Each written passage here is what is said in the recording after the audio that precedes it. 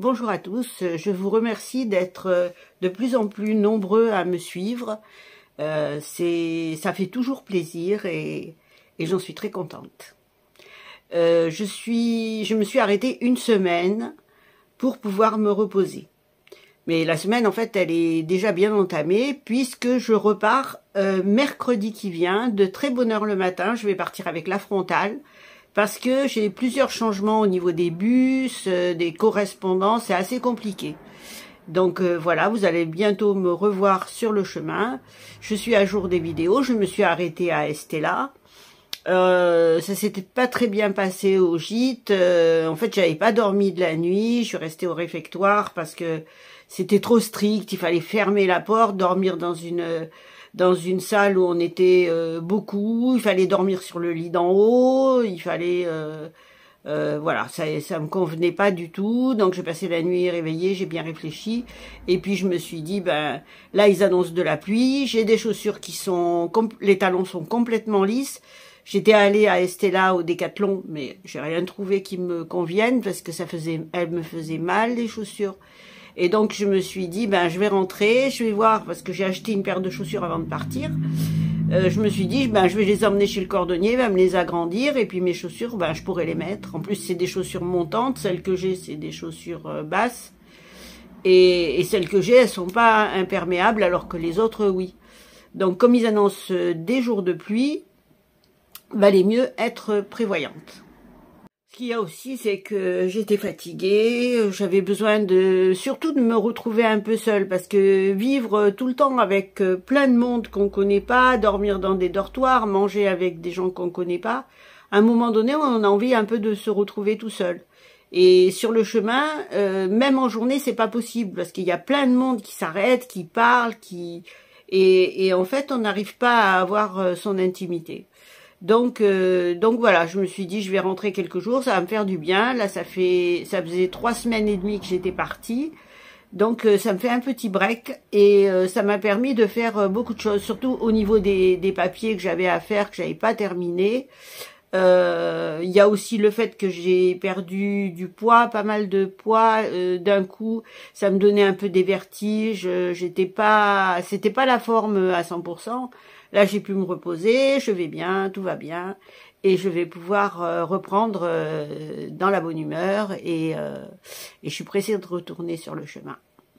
Et puis, il y avait autre chose aussi, c'est que j'avais prêté mon appartement à quelqu'un, à un pèlerin, qui l'a occupé pendant quelque temps, et ce qui s'est passé, c'est que il est parti de là sans me dire qu'il partait, je l'ai appris par d'autres personnes, et je voulais voir l'état de mon appartement et j'avais laissé la voiture aussi si tout allait bien.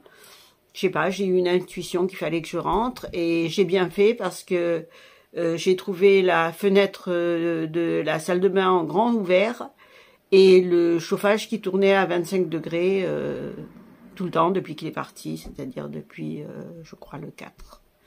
D'autre part, je suis organisatrice en événementiel. J'organise des vide-greniers, des brocantes, des marchés de Noël, des marchés de créateurs. Je travaille sur Paris et la Petite Ceinture. Et dans ce cadre-là, j'ai créé un groupe sur Facebook qui s'appelle Vide-greniers et Brocante Paris. Ce groupe a pris énormément d'ampleur ces derniers temps. Et maintenant, il y a plus de 31 000 membres.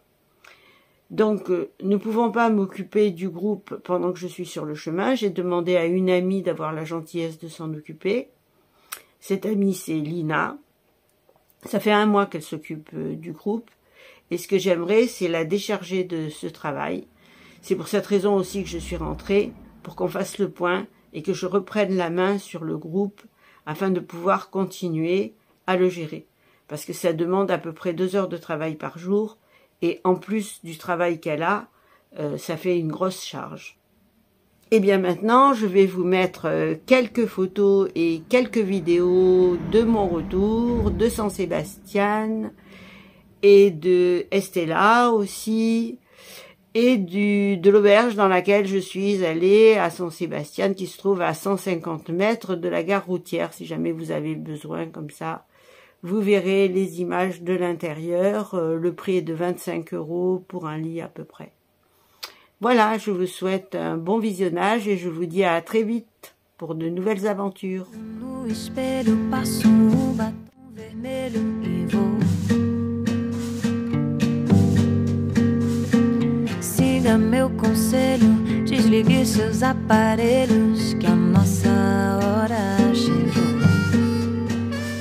Você sempre dizia que a minha companhia é tudo de bom. Voilà le ciel à Estella ce matin. C'est très nuageux, il pleuvait, il a plu toute la nuit. Je me trouve à la gare routière et je vais interrompre mon voyage pour Compostelle pendant une semaine. Je reviendrai la semaine prochaine après que les pluies soient passées. Mais c'est pas que pour ça que j'arrête.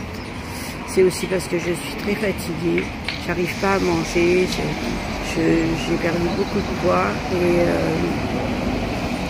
au niveau de la marche et tout ça, il n'y a aucun problème. J'ai pas d'ampoule, pas de crampes, rien du tout. Tout va bien. Mais je me sens fatiguée. J'ai des vertiges et aussi j'ai des papiers à finir en France et des obligations professionnelles aussi. Donc voilà, il faut que je rentre. Je reviens dans une semaine pour la suite, en pleine forme, j'espère. Je sors de la gare routière, et il faut que je traverse ce pont-là pour aller à une auberge que j'ai réservée pour cette nuit, parce que je n'ai pas de bus, il n'y en aura que demain matin à 6h35. Et j'aurai un Flixbus qui m'emmène à Agen pour aller chez moi. Voilà, donc je vais passer l'après-midi et la soirée à Saint-Sébastien. Ça a l'air d'être joli ici. Et de ce côté-là, ils sont en train de faire des travaux, c'est joli aussi. Ils font des travaux, on ne peut pas tout voir. Voilà Saint-Sébastien. Alors ce que vous voyez au fond, de l'autre côté après le pont, c'est la gare routière. Et moi, mon auberge, là où je suis, elle est à la première rue sur la gauche, en face, de l'autre côté du pont. Bon, avant de partir, je vous fais une brève vidéo. Alors ça, c'est une salle de bain où il y a tout. Enfin, une salle de bain, une salle d'eau. Il y a la douche, un lavabo, des toilettes et une porte coulissante. Je pense que ça, c'est le côté handicapé. Après, il y a 3 douches qui sont grandes quand même. Mais dans les douches, j'arrive jamais à... Je mouille toujours les habits propres. Je sais pas comment je me démerde. Voilà la 3e. Tac. Ici, c'est un espace où il y a un truc pour sécher les mains, un radiateur, un sèche-cheveux, 2 lavabos. Bon, la propreté, c'est moyen. Et là, il y a 2 toilettes aussi. Et puis un autre ici. Voilà, une deuxième toilette. Après, on passe dans le côté réception. Je ne sais pas si je vais allumer quand même. Voilà, ça c'est la réception.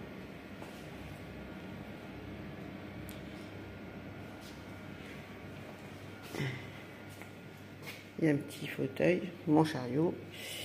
Et là, c'est des escaliers qui conduisent à dehors. Et on nous donne des clés. Alors, on a la clé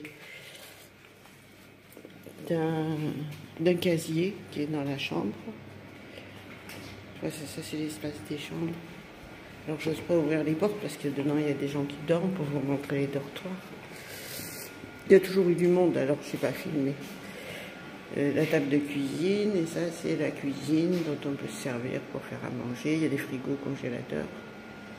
Voilà, une machine à café qui est très bruyante. Le matin, on réveille pas les gens en faisant du bruit, mais quand on allume la cafetière, là, ça fait un boucan d'enfer. Voilà, donc vous savez tout.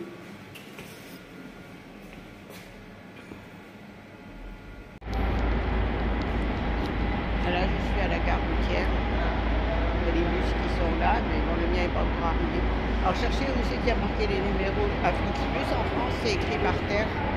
Bah, ici, non, c'est écrit sur la vitre, les numéros du quai.